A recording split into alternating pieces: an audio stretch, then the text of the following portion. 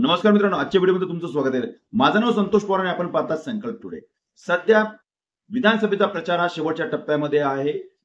20 तारखेला मतदान होणार आहे आणि यामुळे सर्वत्र सभा आणि सभा चालू आहेत. सभांमध्ये आरोप प्रत्यारोप चालू आहे. पण या सगळ्या प्रचार सभांमध्ये शेतकऱ्यांचा जो प्रश्न आहे, सोयाबीन उत्पादकाचा जो प्रश्न आहे, त्याला कुठं ना कुठं प्रत्येक राजकीय पक्षाने बगल दिल्याचे आपल्याला पाहायला मिळत आहे. कारण हा खूप महत्वाचा प्रश्न आहे. आपण लोकसभेचा विचार करायला तर लोकसभेमध्ये सुद्धा आपण पाहिलं असेल, लोकसभेमध्ये कांदा प्रश्नामुळे खूप मोठा फटका हा सत्ताधाऱ्यांना बसला होता. अगदी लोकसभेच्या आधी 3 कृषी कायदे आणले गेले. त्या कायद्याला विरोध करण्यासाठी शेतकरी हे रस्त्यावर उतरले. काही ठिकाणी लाठीचार्ज झाला.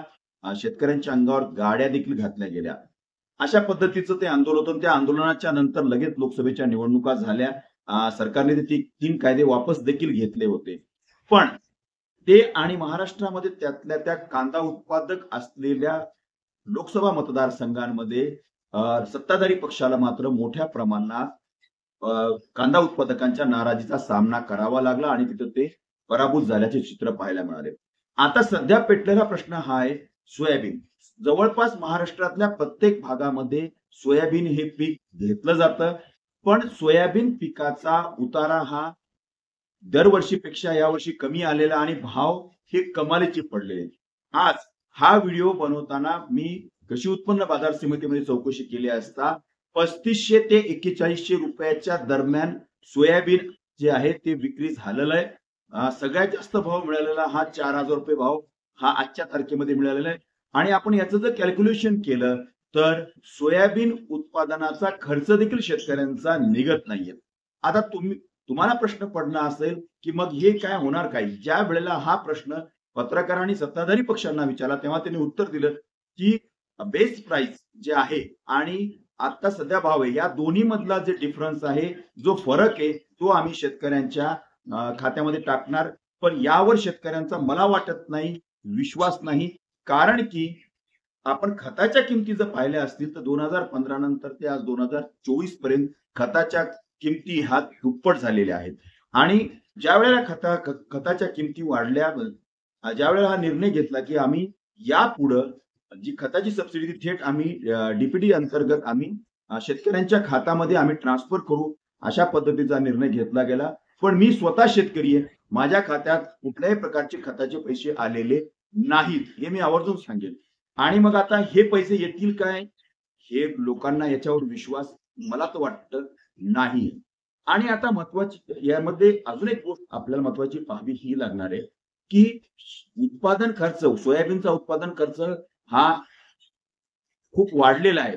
सोयाबीनच्या बियांची किंमत वाढलेली आहे, खतांची किंमत वाढली, औषधांची किंमत वाढलेली आहे.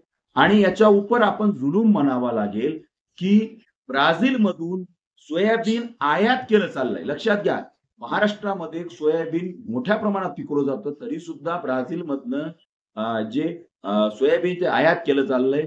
विश्वगुरु व्हायचं ह्या संकल्पनेखाली पूर्ण जगावर छाप पडण्यासाठी कदाचित हा निर्णय घेतला झालाय अशी चर्चा आहे. आणि त्याच्यामध्ये आपण पाहायला गेलं तर बाहेरून आयात केलं चाललंय, पण घरच्या शेतकऱ्यांच्या शेतमालाला सध्या भाव नाहीये, सोयाबीनला भाव नाहीये.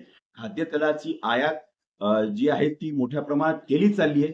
स्वतः पंतप्रधान नरेंद्र मोदी यांनी सुद्धा सांगितलेलं आहे की खाद्य तेलाबाबतीत आपल्याला स्वयंपूर्ण व्हावं लागेल. मला वाटतं की जोपर्यंत तुम्ही शेतकऱ्यांच्या सोयाबीनला रास्त भाव देणार नाही तोपर्यंत आपलं हे स्वप्न पूर्ण होणार नाहीये. बाहेरून तुम्ही किती दिवस आणून जे आहे तो व्यवहार करणार, लोकांना खाद्यतेल देणार, त्यापेक्षा कुठलं तरी तंत्रज्ञान योग्य भाव मिळून शेतकऱ्यांमध्येच उत्पादन वाढून या शेतकऱ्यांना या आर्थिक अडचणीमधून बाहेर पडण्यासाठी एक उपाययोजनेची गरज आहे. पण या उपाययोजनेबाबतीत मात्र मला वाटतं कुठं ना कुठं कुठला सत्ताधारी पक्ष असेल किंवा विरोधी पक्ष असेल, शेतकऱ्यांच्या मूलभूत प्रश्नावर बोलण्यासाठी दोघंही तयार नाहीयेत. आणि यामुळं एवढ्या मोठ्या प्रमाणात शेतकरी अडचणीत आहेत, कर्जबाजारी झालेले आहेत आणि त्याच्यातून ते वेगवेगळे मार्ग सुद्धा स्वीकारतायत. हे खरोखरच खेदाची बाब आहे.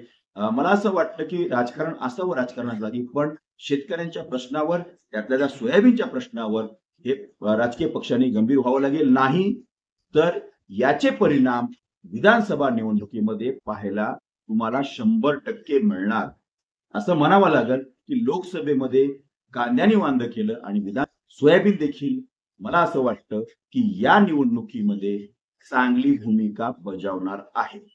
हा व्हिडिओ तुम्हाला कसा वाटला हे नक्की कॉमेंट बॉक्समध्ये कळवा आणि संकट टुडे या चॅनलला सबस्क्राईब करायला विसरू नका.